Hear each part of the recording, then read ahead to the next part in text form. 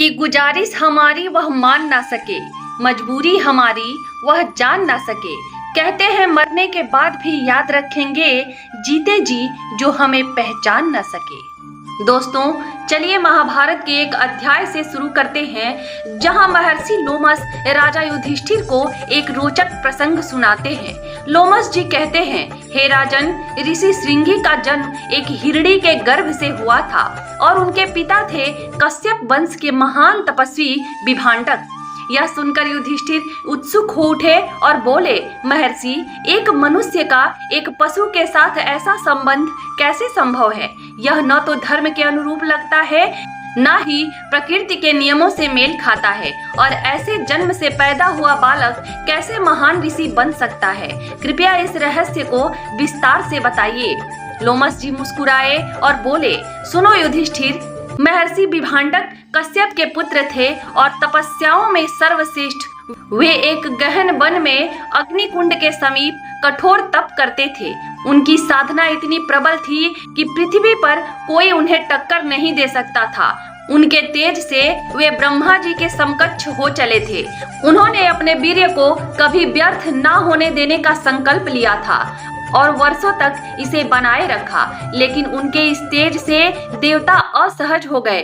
वे सोचने लगे, यह तपस्वी हमसे भी आगे निकल जाएगा। इसलिए उन्होंने इंद्र से प्रार्थना की, हे देवराज, किसी तरह इनकी तपस्या भंग करो। इंद्र, जो हमेशा अपने सिंहासन की रक्षा में तत्पर रहते थे, सहमत हो गए। वे बोले, अपने सबसे सुंदर अप्सरा उर्वशी को भेजूंगा। उर्वशी अपने पूरे सौंदर्य और आकर्षण के साथ विभांडक के आश्रम पहुंची। उस समय ऋषि ध्यान में लीन थे। उर्वशी ने मधुर संगीत गाना शुरू किया, वातावरण को सुगंधित हवाओं से भर दिया। फूल खिल उठे, पक्षी चहकने लगे। ऋषि की आंखें खुली तो सामने एक अलौकिक सुंदरी खड़ी थी। उर्वशी के हाव भाव ऐसे थे कि कामदेव भी शर्मा जाए। ऋषि के मन में क्षणिक काम भाव जागा और वर्षों से संचित उनका वीर्य कुंड में गिर पड़ा। इससे उनकी तपस्या भंग हो गई। दोस्तों, उर्वशी तो अपना काम कर स्वर्ग लौट गई, लेकिन तभी एक प्यासी हिरणी वहां आई। उसने कुंड से पानी पिया जिसमें ऋषि का वीर्य मिश्रित था। समय बीता और हिरणी गर्भवती हो गई। उसके गर्भ से जन्म हुआ एक बालक का, जिसके सिर पर सिंह था, इसलिए नाम पड़ा श्रृंगी। बड़ा होकर वे महान ऋषि बने। युधिष्ठिर ने फिर पूछा, महर्षि, पानी के साथ वीर्य पीने से गर्भ कैसे ठहर सकता है? यह तो असंभव लगता है। लोमस जी ने समझाया, हे राजन, वह हिरणी कोई साधारण नहीं थी। पूर्व जन्म में वह एक देव कन्या थी, जिसे श्राप मिला था कि वह पशु योनि में जन्म लेगी। ब्रह्मा जी ने मुक्ति का उपाय बताया। जब वह किसी महान ऋषि के वीर्य से गर्भ धारण कर पुत्र को जन्म देगी, तब मुक्त हो जाएगी।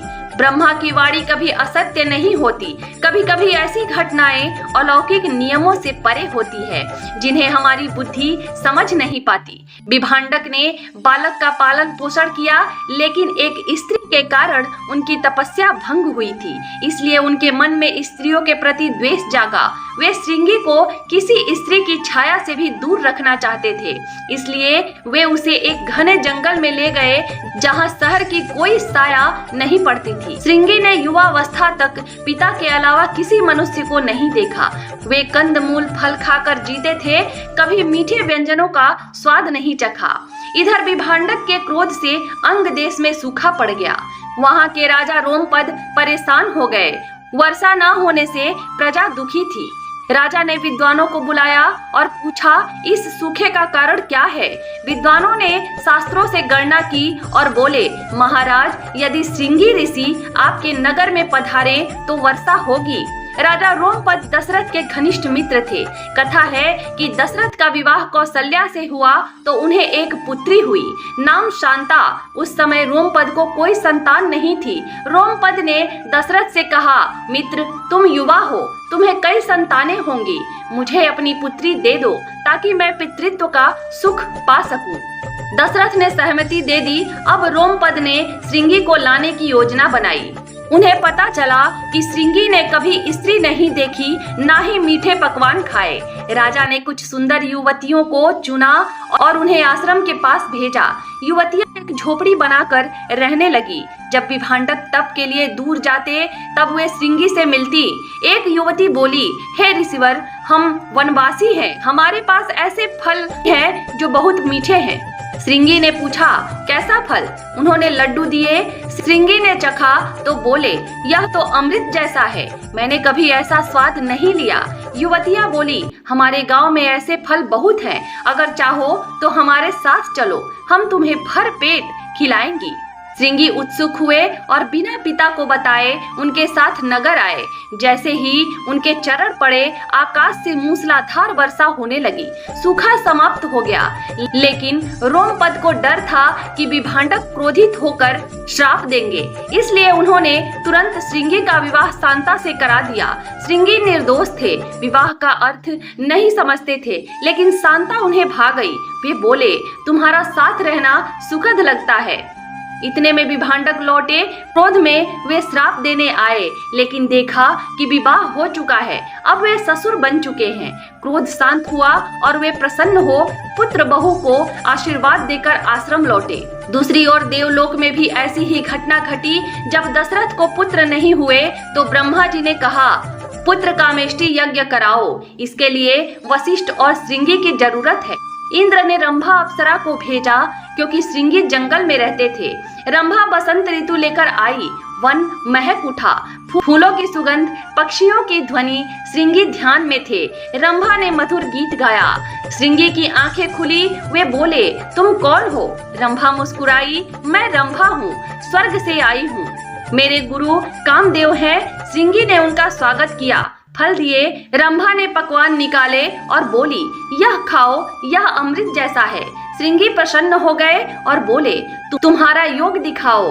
रंभा ने उन्हें लुभाया, काम कला दिखाई। श्रृंगी का मन चंचल हो गया।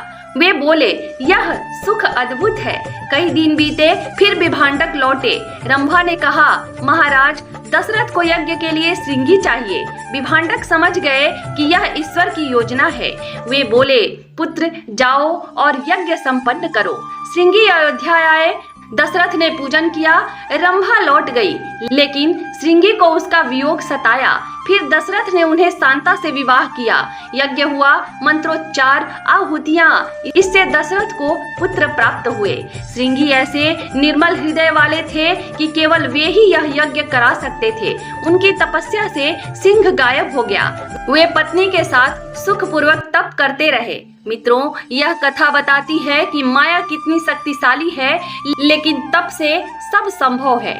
जय श्री राम।